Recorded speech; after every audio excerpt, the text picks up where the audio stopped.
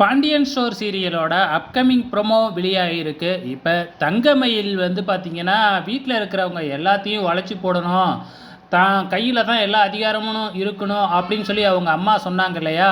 அதுக்காகவே காலையில் 4 மணிக்கே ஏந்திரிச்சு வீட்டு வாசல்லாம் பெருக்கி கோலம்லாம் போட்டுட்டு டீயெல்லாம் போட்டு வச்சுட்டு சமைச்சும் வச்சு முடிச்சிடுறாங்க. காலையில் கோமதி ஏந்திரிச்சு பார்க்கும்பொழுது இது எல்லாமே நடந்து முடிஞ்சிருக்கு.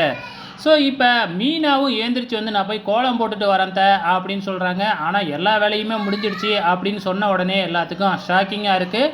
யாரா இதெல்லாம் பண்ணுனாங்க அப்படின்னு சொல்லி பார்க்கும்பொழுது எல்லாத்தையும் பண்ணுனது வந்து தங்கமயில் தான் அப்படின்னு தெரிய வருது.